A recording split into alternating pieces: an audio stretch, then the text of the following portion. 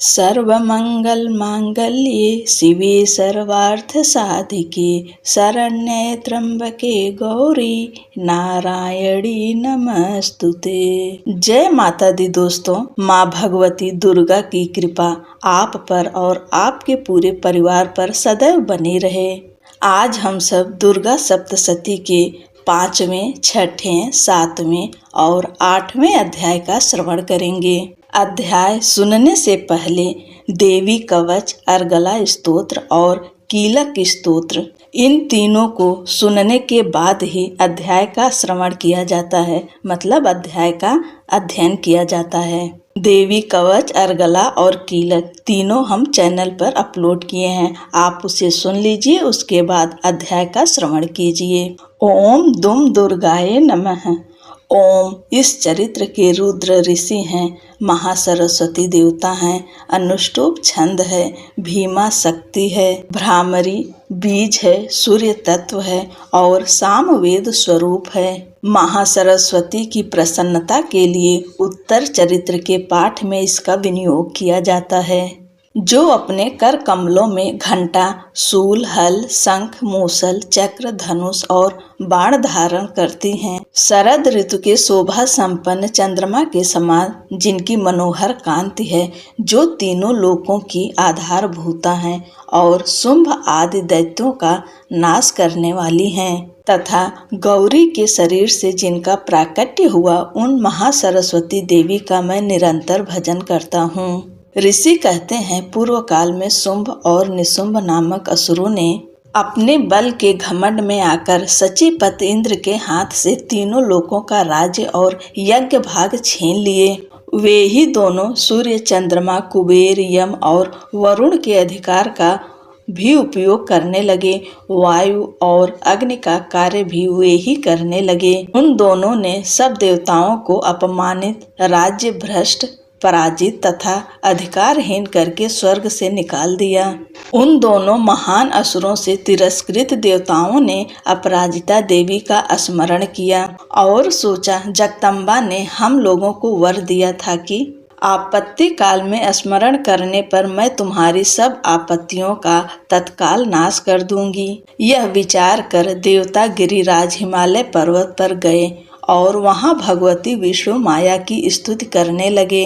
देवता बोले, देवी को नमस्कार है, महादेवी शिवा को सर्वदा नमस्कार है, प्रकृति एवं भद्रा को प्रणाम है। हम लोग नियम पूर्वक जगदम्बा को नमस्कार करते हैं, रौद्रा को नमस्कार है, नित्या, गौरी एवं धात्री को बारंबार नमस्कार है, ज्योत सनामयी, चंद्र रूपिणी एवं सुख स्वरूपा देवी को सतत प्रणाम है। शरणागतों का कल्याण करने वाली बुद्धि एवं सिद्धि रूपा देवी को हम बारंबार नमस्कार करते हैं। नैऋत्री, राक्षसों की लक्ष्मी, राजाओं की लक्ष्मी दुर्गा, दुर्गपार, दुर्गम संकट से पार उतारने वाली, सारा, सबकी सारभूता, सर्व कारणी, ख्याति, कृष्णा और धूम्रा देवी को सर्वदा नमस्कार है। अत्यंत सौम्य तथा अत्यंत रौद्र रूपा देवी को हम नमस्कार करते हैं, उन्हें हमारा बारंबार प्रणाम है। जगत की आधारभूता कृति देवी को बारंबार नमस्कार है। जो देवी सब प्राणियों में विष्णु माया के नाम से कही जाती हैं, उनको नमस्कार है, उनको नमस्कार है, उनको बारंबार नमस्कार है।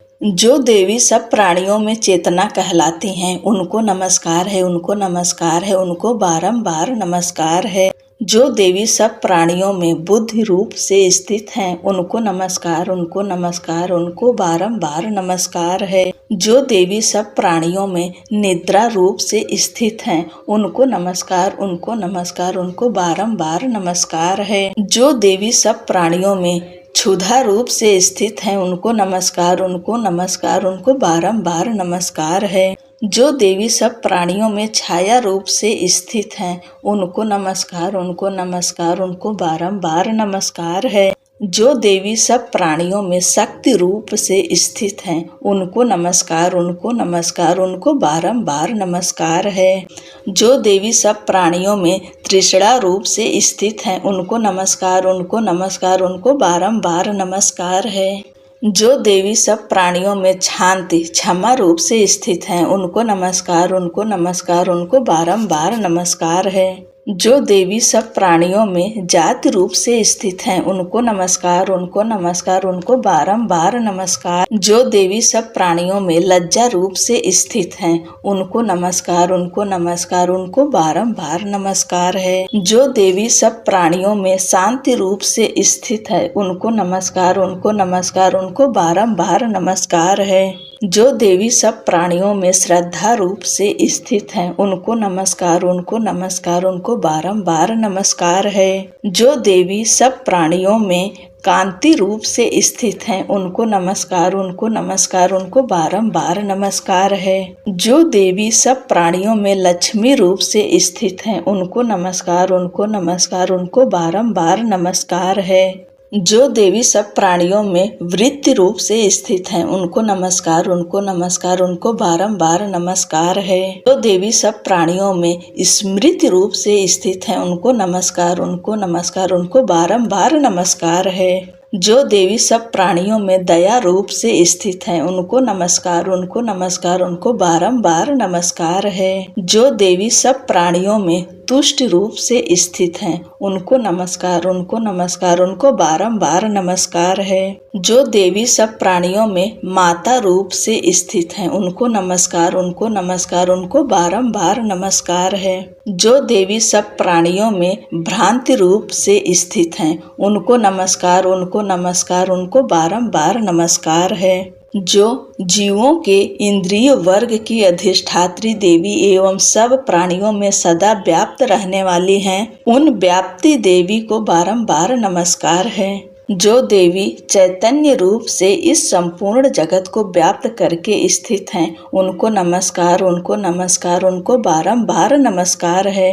पूर्व काल में अपने अभीष्ट की प्राप्ति होने से देवताओं ने जिनकी स्तुति की तथा देवराज इंद्र ने बहुत दिनों तक जिनका सेवन किया, वह कल्याण की साधन भूता ईश्वरी हमारा कल्याण और मंगल करें तथा सारी आपत्तियों का नाश कर डालें। उदंड दैत्यों से सताए हुए हम सभी देवता जिन परमेश्वरी को इस समय नमस्कार करते हैं तथा जो भक्ति से विनम्र पुरुषों द्वारा स्मरण की जाने पर तत्काल ही संपूर्ण विपत्तियों का नाश कर देती हैं, वे जगदम्बा हमारा संकट दूर करें। ऋषि कहते हैं, राजन, इस प्रकार जब देवता स्तुति कर रहे थे, उस समय पार्वती देवी गंगा जी के जल में स्नान करने के लिए वहां आईं। उन सुंदर भौहों वाली भगवती ने देवताओं से पूछा, आप लोग यहाँ किसकी स्तुति कर रहे हैं? तब उन्हीं के शरीर कोश से प्रकट हुई शिवा देवी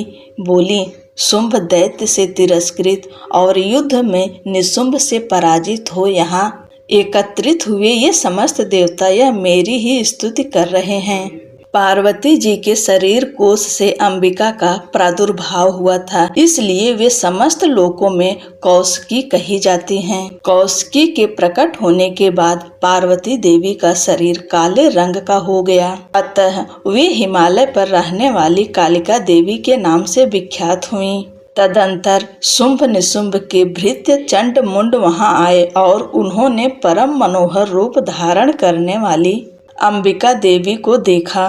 फिर वे शुंभ के पास जाकर बोले, महाराज, एक अत्यंत मनोहर स्त्री है जो अपनी दिव्य कांति से हिमालय को प्रकाशित कर रही है। वैसा उत्तम रूप कहीं किसी ने भी नहीं देखा होगा। असुरेश्वर, पता लगाइए वह देवी कौन है और उसे ले लीजिए। स्त्रियों में तो वह रत्न है। उसका प्रत्येक अंग बहुत ही सुंदर है तथा वह अपने श्री अंगों की प्रभा से संपूर्ण दिशाओं में प्रकाश फैला रही है। दैत्यराज, अभी वह हिमालय पर ही मौजूद है, आप उसे देख सकते हैं। प्रभो, तीनों लोकों में मणि, हाथी और घोड़े आदि जितने भी रत्न हैं, वे सब इस समय आपके घर में शोभा पाते हैं। हाथियों में रत्नभूत ऐरावत, यह पारिजात का वृक्ष और यह उच्चैश्रवा घोड़ा, यह सब आपने इंद्र से ले लिया है। हंसों से जुता हुआ यह विमान भी आपके आंगन में शोभा पाता है। यह रत्नभूत अद्भुत विमान जो पहले ब्रह्मा जी के पास था, अब आपके यहाँ लाया गया है। यह महापद्य नामक निधि आप कुबेर से छीन लाए हैं। समुद्र ने भी आपको किंजलकिनी नाम की माला भेंट की है, जो केसरों से सुशोभित है और जिसके कमल कभी कुम्हलाते नहीं हैं। सुवर्ण की वर्षा करने वाला वरुण का छत्र भी आपके घर में शोभा पाता है, तथा यह श्रेष्ठ रथ जो पहले प्रजापति के अधिकार में था, अब आपके पास मौजूद है। देवेश्वर मृत्यु की उत्क्रांतिदा नाम वाली शक्ति भी आपने छीन ली है, तथा वरुण का पास और समुद्र में होने वाले सब प्रकार के रत्न आपके भाई निशुंभ के अधिकार में है। अग्नि ने भी स्वतः शुद्ध किए हुए 2 वस्त्र आपकी सेवा में अर्पित किए हैं। दैत्यराज, इस प्रकार सभी रत्न आपने एकत्र कर लिए हैं। फिर जो यह स्त्रियों में रत्न रूप कल्याणमयी देवी हैं, इसे आप क्यों नहीं अपने अधिकार में कर लेते? ऋषि कहते हैं, चंड मुंड का यह वचन सुनकर शुंभ ने महादैत्य सुग्रीव को दूत बनाकर देवी के पास भेजा और कहा, तुम मेरी आज्ञा से उसके सामने ये बातें कहना और ऐसा उपाय करना जिससे प्रसन्न होकर वह शीघ्र ही आ जाए। वह दूत पर्वत के अत्यंत रमणीय प्रदेश में, जहाँ देवी मौजूद थी, गया और मधुर वाणी से कोमल वचन बोला। दूत बोला, देवी, दैत्यराज शुंभ इस समय तीनों लोकों के परमेश्वर हैं। मैं उन्हीं का भेजा हुआ दूत हूँ और यहाँ तुम्हारे ही पास आया हूँ। उनकी आज्ञा सदा सब देवता एक स्वर में मानते हैं, कोई उसका उल्लंघन नहीं कर सकता। वे संपूर्ण देवताओं को परास्त कर चुके हैं। उन्होंने तुम्हारे लिए जो संदेश दिया है उसे सुनो। संपूर्ण त्रिलोकी मेरे अधिकार में है, देवता भी मेरी आज्ञा के अधीन चलते हैं। संपूर्ण यज्ञों के भागों को मेरे अधिकार में है। संपूर्ण यज्ञों के भोगों को मैं पृथक पृथक भोगता हूँ। तीनों लोकों में जितने श्रेष्ठ रत्न हैं, वे सब मेरे अधिकार में हैं। देवराज इंद्र का वाहन ऐरावत, जो हाथियों में रत्न के समान है, मैंने छीन लिया है। क्षीर सागर का मंथन करने से जो अश्वरत्न उच्चैश्रवा प्रकट हुआ था, उसे देवताओं ने मेरे पैरों पर पढ़कर समर्पित किया है। सुंदरी, उनके सिवा और भी जितने रत्नभूत पदार्थ देवताओं, गंधर्वों और नागों के पास थे, वे सब मेरे पास आ गए हैं। देवी, हम लोग तुम्हें संसार की स्त्रियों में रत्न मानते हैं, अतः तुम हमारे पास आ जाओ, क्योंकि रत्नों का उपभोग करने वाले हम ही हैं। चंचल कटाक्षों वाली सुंदरी, तुम मेरी या मेरे भाई महापराक्रमी निशुंभ की सेवा में आ जाओ, क्योंकि तुम रत्न स्वरूपा हो। मेरा वरण करने से तुम्हें तुलना रहित महान ऐश्वर्य की प्राप्ति होगी। अपनी बुद्धि से यह विचार कर तुम मेरी पत्नी बन जाओ। ऋषि कहते हैं, दूत के यूं कहने पर कल्याणमय भगवती दुर्गा देवी, जो इस जगत को धारण करती हैं, मन ही मन गंभीर भाव से मुस्कुराई और इस प्रकार बोली। देवी ने कहा, दूत, तुमने सत्य कहा है, इसमें तनिक भी मिथ्या नहीं है। शुंभ तीनों लोकों का स्वामी है और निशुंभ भी उसी के समान पराक्रमी है, किंतु इस विषय में मैंने जो प्रतिज्ञा कर ली है उसे मिथ्या कैसे करूं? मैंने अपने अल्प बुद्धि के कारण पहले से जो प्रतिज्ञा कर रखी है उसे सुनो। जो मुझे संग्राम में जीत लेगा, जो मेरे अभिमान को चूर्ण कर देगा तथा संसार में जो मेरे समान बलवान होगा, वही मेरा स्वामी होगा। इसलिए शुंभ अथवा महादैत्य निशुंभ स्वयं ही यहाँ पधारें और मुझे जीतकर शीघ्र ही मेरा पाणी ग्रहण कर लें। इसमें विलंब की क्या आवश्यकता है? दूत बोला, देवी, तुम घमंड में भरी हो, मेरे सामने ऐसी बातें ना करो। तीनों लोकों में कौन ऐसा पुरुष है जो शुंभ निशुंभ के सामने खड़ा हो सके? देवी, अन्य दैत्यों के सामने भी सारे देवता युद्ध में नहीं ठहर सकते, फिर तुम अकेली स्त्री होकर कैसे ठहर सकती हो? जिन शुंभ आदि दैत्यों के सामने इंद्र आदि देवता भी युद्ध में खड़े नहीं हुए, उनके सामने तुम स्त्री होकर कैसे जाओगी? इसलिए तुम मेरे ही कहने से शुंभ निशुंभ के पास चलो। ऐसा करने से तुम्हारे गौरव की रक्षा होगी, अन्यथा जब वे केस पकड़कर घसीटेंगे तब तुम्हें अपनी प्रतिष्ठा खोकर जाना पड़ेगा। देवी ने कहा, तुम्हारा कहना ठीक है, शुंभ बलवान है और निशुंभ भी बड़े पराक्रमी हैं, किंतु क्या करूं, मैंने पहले बिना सोचे समझे प्रतिज्ञा कर ली है।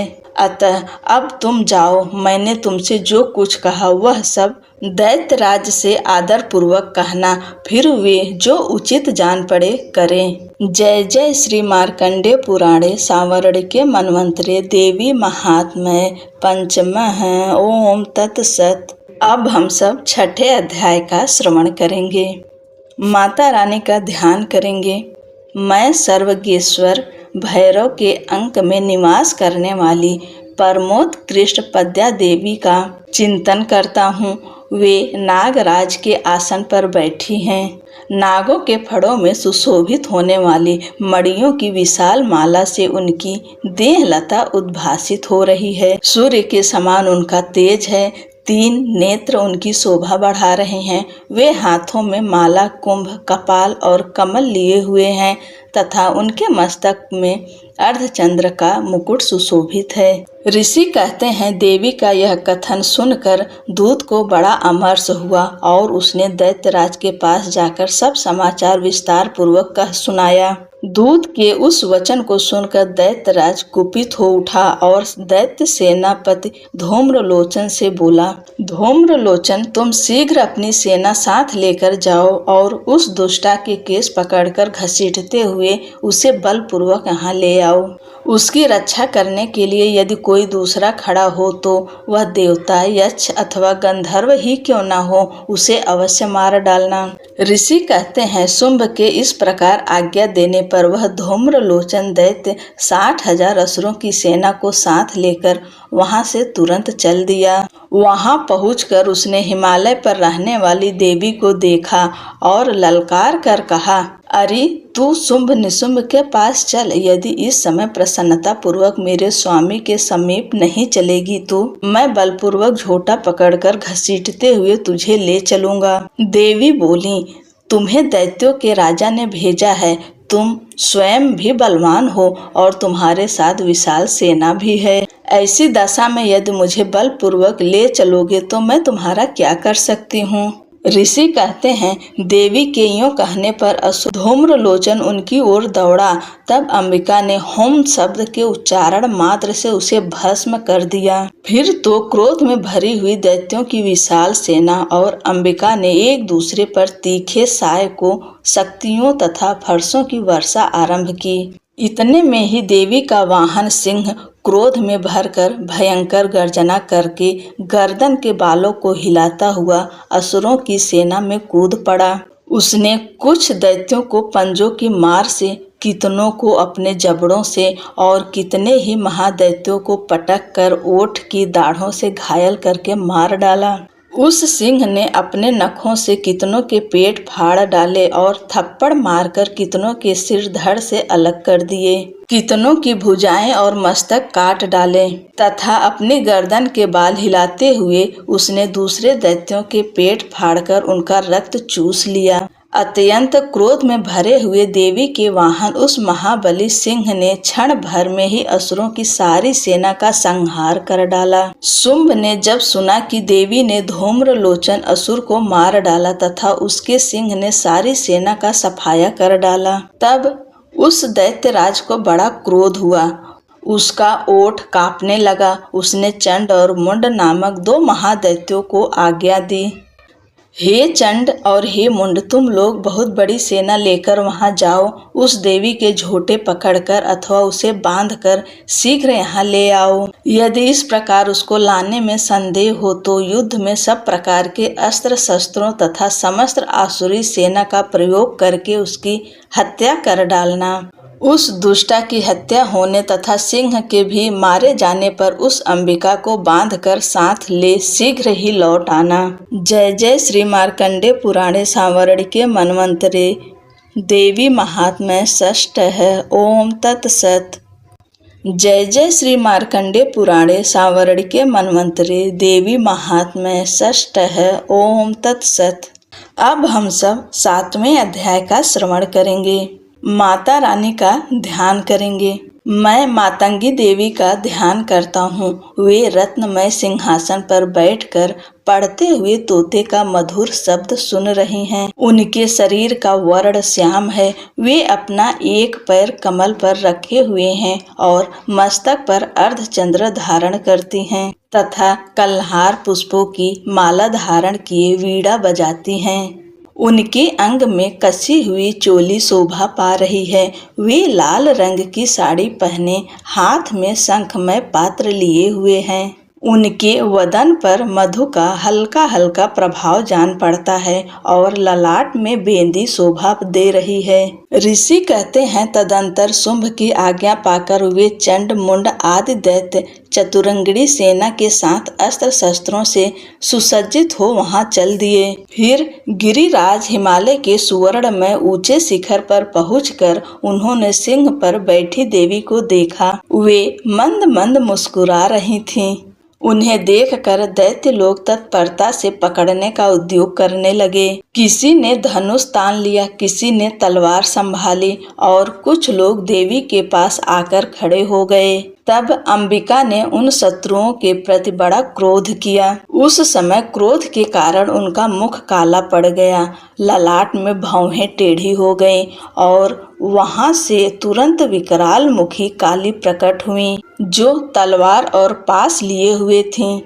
वे विचित्र खटवांग धारण किए और चीते के चर्म की साड़ी पहने नरमुंडों की माला से विभूषित थीं। उनके शरीर का मांस सूख गया था, केवल हड्डियों का ढांचा था जिससे वे अत्यंत भयंकर जान पड़ती थीं। उनका मुख बहुत विशाल था। जीभ लपलपाने के कारण वे और भी डरावनी प्रतीत होती थीं। उनकी आंखें भीतर को धसी हुई और कुछ लाल थी।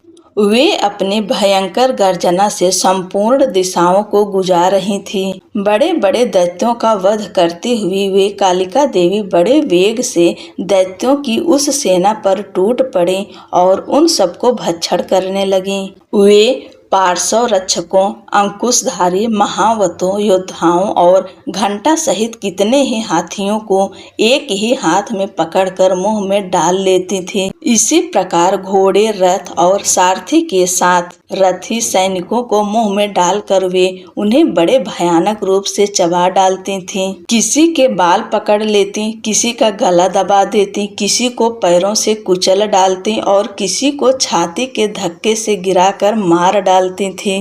वे असुरों के छोड़े हुए बड़े बड़े अस्त्र शस्त्र मुंह से पकड़ लेती और रोष में भरकर उनको दांतों से पीस डालती थी। काली ने बलवान एवं दुरात्मा दैत्यों की वह सारी सेना रौंद डाली, खा डाली और कितनों को मार भगाया। कोई तलवार के घाट उतारे गए, कोई खटवांग से पीटे गए और कितने ही असुर दांतों के अग्रभाग से कुचले जाकर मृत्यु को प्राप्त हुए। इस प्रकार देवी ने असुरों की उस सारी सेना को क्षण भर में मार गिराया। यह देख चंड उन अत्यंत भयानक काली देवी की ओर दौड़ा तथा महादैत्य मुंड ने भी अत्यंत भयंकर बाणों की वर्षा से तथा हजारों बार चलाए हुए चक्रों से उन भयानक नेत्रों वाली देवी को आच्छादित कर दिया। वे अनेकों चक्र देवी के मुख में समाते हुए ऐसे जान पड़े मानो सूर्य के बहुतेरे मंडल बादलों के उदर में प्रवेश कर रहे हों। तब भयंकर गर्जना करने वाली काली ने अत्यंत रोष में भरकर विकट अट्टहास किया। उस समय उनके विकराल वदन के भीतर कठिनता से देखे जा सकने वाले दांतों की प्रभा से वे अत्यंत उज्जवल दिखाई देती थीं। देवी ने बहुत बड़ी तलवार हाथ में ले हम शब्द का उच्चारण करके चंड पर धावा किया और उसके केस पकड़कर उसी तलवार से उसका मस्तक काट डाला। चंड को मारा गया देखकर मुंड भी देवी की ओर दौड़ा। तब देवी ने रोष में भरकर उसे भी तलवार से घायल करके धरती पर सुला दिया।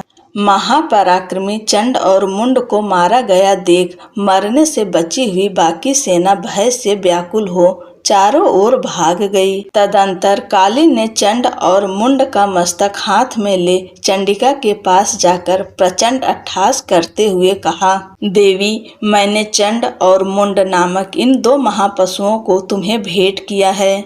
अब युद्ध में तुम शुंभ और निशुंभ का स्वयं ही वध करना। ऋषि कहते हैं, वहां लाए हुए उन चंड मुंड नामक महादैत्यों को देखकर कल्याणमय चंडी ने काली से मधुर वाणी में कहा, देवी, तुम चंड और मुंड को लेकर मेरे पास आई हो, इसलिए संसार में चामुंडा के नाम से तुम्हारी ख्याति होगी।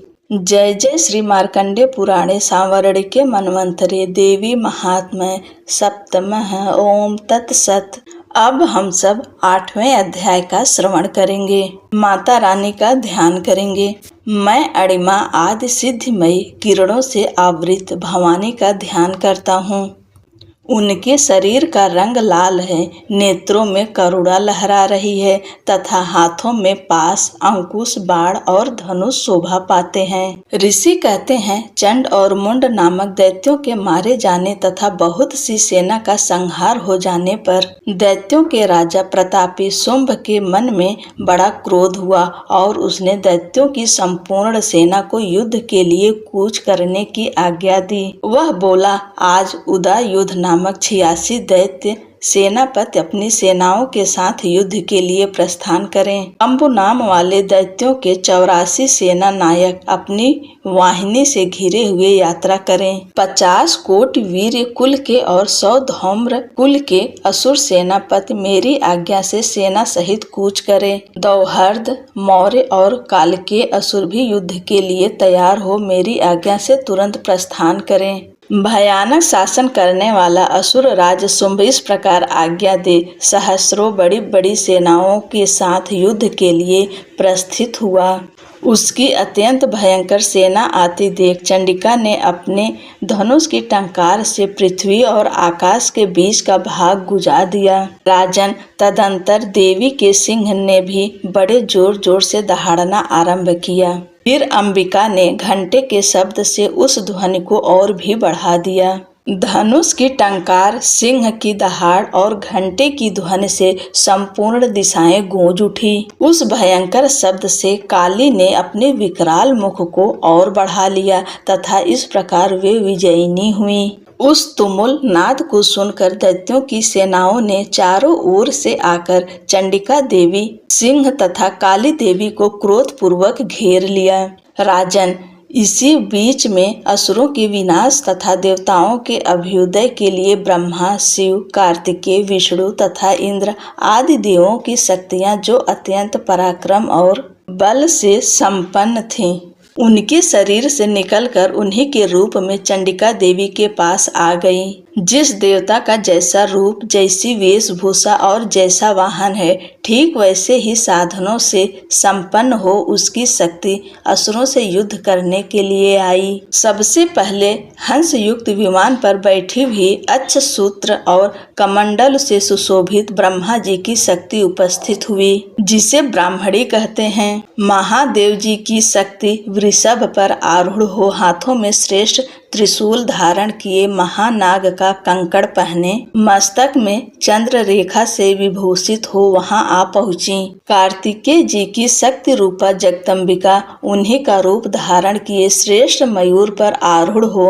हाथ में शक्ति लिए दैत्यों से युद्ध करने के लिए आई। इसी प्रकार भगवान विष्णु की शक्ति गरुड़ पर विराजमान हो शंख, चक्र, गदा, सारंग, धनुष तथा खड्ग हाथ में लिए वहां आई। अनुपम यज्ञ वाराह का रूप धारण करने वाले श्री हरि की जो शक्ति है, वह भी वाराह शरीर धारण करके वहां उपस्थित हुई। नारसिंही शक्ति भी नरसिंह के समान शरीर धारण करके वहां आई।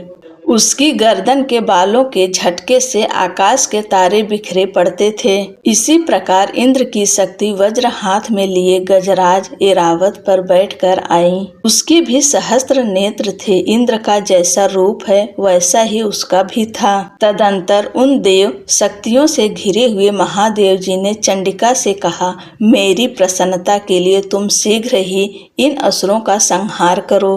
तब देवी के शरीर से अत्यंत भयानक और परम उग्र चंडिका शक्ति प्रकट हुई, जो सैकड़ों गीदड़ियों की भांति आवाज करने वाली थी।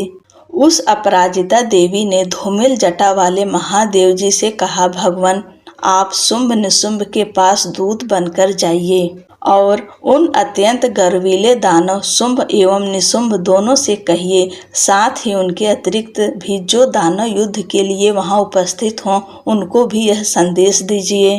दैत्यों, यदि तुम जीवित रहना चाहते हो तो पाताल को लौट जाओ, इंद्र को त्रिलोकी का राज्य मिल जाए और देवता यज्ञ भाग का उपभोग करें। यदि बल के घमंड में आकर तुम युद्ध की अभिलाषा रखते हो तो आओ, मेरी सीमाएं योगिनियां तुम्हारे कच्चे मांस से तृप्त हो। चूंकि उस देवी ने भगवान शिव को दूत के कार्य में नियुक्त किया था, इसलिए वह शिवदूती के नाम से संसार में विख्यात हुई। वे महादैत्य भी भगवान शिव के मुंह से देवी के वचन सुनकर क्रोध में भर गए और जहाँ कात्यायनी विराजमान थीं, उस ओर बढ़े। तदंतर वे दैत्य अमरस में भरकर पहले ही देवी के ऊपर बाण, शक्ति और रिष्ट आदि अस्त्रों की वृष्टि करने लगे। तब देवी ने भी खेल खेल में ही धनुष की टंकार की और उससे छोड़े हुए बड़े बड़े बाणों द्वारा दैत्यों के चलाए हुए बाण, शूल, शक्ति और फरसों को काट डाला। फिर काली उनके आगे होकर शत्रुओं को शूल के प्रहार से विदीर्ण करने लगी और खटवांग से उनका कचूमर निकालती हुई रणभूमि में विचरने लगी। ब्राह्मणी भी जिस जिस ओर दौड़ती, उसी उसी ओर अपने कमंडलू का जल छिड़ककर शत्रुओं के ओज और पराक्रम को नष्ट कर देती थीं। माहेश्वरी ने त्रिशूल से तथा वैष्णवी ने चक्र से और अत्यंत क्रोध में भरी हुई कुमार कार्तिकेय की शक्ति ने शक्ति से दैत्यों का संहार आरंभ किया। इंद्र शक्ति के वज्र प्रहार से विदीर्ण हो सैकड़ों दैत्य दानव रक्त की धारा बहाते हुए पृथ्वी पर सो गए। वाराही शक्ति ने कितनों को अपनी थूथुन की मार से नष्ट किया, दाढ़ों के अग्रभाग से कितनों की छाती छेद डाली तथा कितने ही दैत्य उसके चक्र की चोट से विदीर्ण होकर गिर पड़े। नारसिंही भी दूसरे दूसरे महादैत्यों को अपने नखों से विदीर्ण करके खाती और सिंहनाद से दिशाओं एवं आकाश को गुजाती हुई युद्ध क्षेत्र में विचरने लगीं। कितने ही असुर शिवदूती के प्रचंड अट्टहास से अत्यंत भयभीत हो पृथ्वी पर गिर पड़े और गिरने पर उन्हें शिवदूती ने उस समय अपना ग्रास बना लिया। इस प्रकार क्रोध में भरे हुए मात्र गणों को नाना प्रकार के उपायों से बड़े बड़े असुरों का मर्दन करते देख दैत्य सैनिक भाग खड़े हुए। मात्र गणों से पीड़ित दैत्यों को युद्ध से भागते देख रक्त बीज नामक महादैत्य क्रोध में भरकर युद्ध करने के लिए आया। उसके शरीर से जब रक्त की बूंद पृथ्वी पर गिरती, तब उसी के समान शक्तिशाली एक दूसरा महादैत्य पृथ्वी पर पैदा हो जाता। महासुर रक्त बीज हाथ में गदा लेकर इंद्र शक्ति के साथ युद्ध करने लगा। तब ऐन्द्री ने अपने वज्र से रक्त बीज को मारा। वज्र से घायल होने पर उसके शरीर से बहुत सा रक्त चूने लगा और उससे उसी के समान रूप तथा पराक्रम वाले योद्धा उत्पन्न होने लगे। उसके शरीर से रक्त की जितनी बूंदें गिरी, उतने ही पुरुष उत्पन्न हो गए। वे सब रक्त बीज के समान ही वीर्यवान, बलवान तथा पराक्रमी थे। वे रक्त से उत्पन्न होने वाले पुरुष भी अत्यंत भयंकर अस्त्र शस्त्रों का प्रहार करते हुए वहां मात्र गणों के साथ घोर युद्ध करने लगे। पुनः वज्र के प्रहार से जब उसका मस्तक घायल हुआ, तब रक्त बहने लगा और उससे हजारों पुरुष उत्पन्न हो गए। वैष्णवी ने युद्ध में रक्त बीज पर चक्र का प्रहार किया तथा ऐन्द्री ने उसे दैत्य सेनापति को गदा से चोट पहुंचाई। वैष्णवी के चक्र से घायल होने पर उसके शरीर से जो रक्त बहा और उससे जो उसी के बराबर आकार वाले सहस्त्रों महादैत्य प्रकट हुए, इनके द्वारा संपूर्ण जगत व्याप्त हो गया। कौमारी ने शक्ति से, वाराही ने खड्ग से और माहेश्वरी ने त्रिशूल से महादैत्य रक्त बीज को घायल किया। क्रोध में भरे हुए उस महादैत्य रक्त बीज ने भी गदा से सभी मातृ शक्तियों पर पृथक पृथक प्रहार किया। शक्ति और शूल आदि से अनेक बार घायल होने पर जो उसके शरीर से रक्त की धारा पृथ्वी पर गिरी, उससे भी निश्चय ही सैकड़ों असुर उत्पन्न हुए। इस प्रकार उस महादैत्य के रक्त से प्रकट हुए असुरों द्वारा संपूर्ण जगत व्याप्त हो गया। इससे उन देवताओं को बड़ा भय हुआ। देवताओं को उदास देख चंडिका ने काली से शीघ्रता पूर्वक कहा, चामुंडे, तुम अपना मुख और भी फैलाओ तथा मेरे शस्त्रपात से गिरने वाले रक्त बिंदुओं और उनसे उत्पन्न होने वाले महादैत्यों को तुम अपने इस उतावले मुख से खा जाओ। इस प्रकार रक्त से उत्पन्न होने वाले महादैत्यों का भक्षण करती हुई तुम रण में विचरती रहो। ऐसा करने से उस दैत्य का सारा रक्त क्षीण हो जाने पर वह स्वयं भी नष्ट हो जाएगा। उन भयंकर दैत्यों को जब तुम खा जाओगी तब दूसरे नए दैत्य उत्पन्न नहीं हो सकेंगे।